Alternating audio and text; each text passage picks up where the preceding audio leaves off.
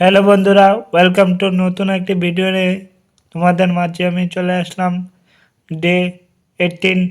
তো আজকের প্রশ্নগুলি তোমরা দেখে নাও। তো জিআরবিটি এক্সামের জন্য 18 নম্বর দিনে আমরা পৌঁছে গেছি কোশ্চেন নাম্বার 198। তো তোমরা সবাই কোশ্চেনগুলি লিখে রাখো খাতায়, যেগুলি পরবর্তী সময় অনেক কাজে আসবে। তো জিআরবিটি আসবে এবছরই, আশা রাখছি আমরা। 198, নীল দর্পণ কার লেখা? নীল দর্পণ কার লেখা? দীনবন্ধু মিত্র।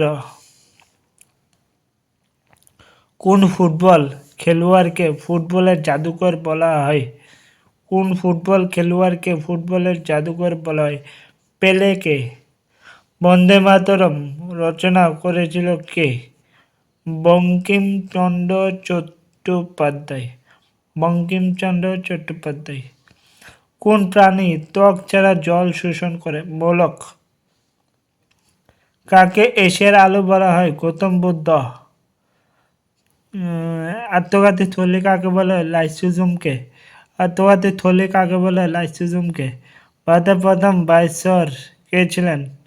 ভারতের প্রথম ভাইসরয় কে ছিলেন? লর্ড ক্যানিং। লর্ড ক্যানিং। কোন রোগ শিশুদের মধ্যে দেখা দিলে শিশুরা পঙ্গু হয়ে যায়? পোলিও। পোলিও।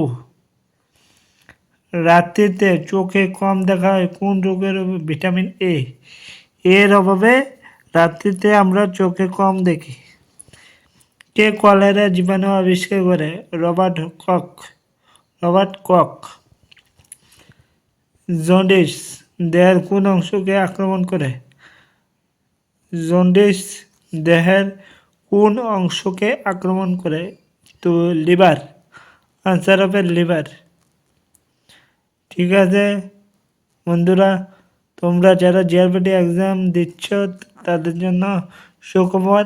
আমি ফ্রিতেই তোমাদের জন্য ফ্রি অফ কস্ট ব্যবহার চলে আসলাম, একদম ফ্রি অফ কস্ট জিআরবিটি এক্সামের ফুল প্রিপারেশন। তো তোমরা দেখতেই পাচ্ছ প্রশ্নগুলি আমি দিনে দিন দিচ্ছি, কিন্তু তোমরা পড়াশোনা করছো না কেন তা আমি জানি না। তোমরা পড়ো। এটা 98 না 38 হবে, কোশ্চেন নাম্বার 38। তোমরা কারা কারা আমার কোশ্চেনগুলি খাতায় লিখে রাখছো তোমরা কমেন্ট করে জানাও আমাকে। তো আমি একটু দেখতে চাই তোমরা কি কি কোশ্চেন পড়ছো। তো একটা কোশ্চেনের আনসার তোমরা দাও যে ভারতের প্রথম রাষ্ট্রপতি কে ছিলেন? তোমরা সবাই কমেন্ট করে জানাও। Thank you so much. আবার দেখা হচ্ছে পরের ভিডিওতে।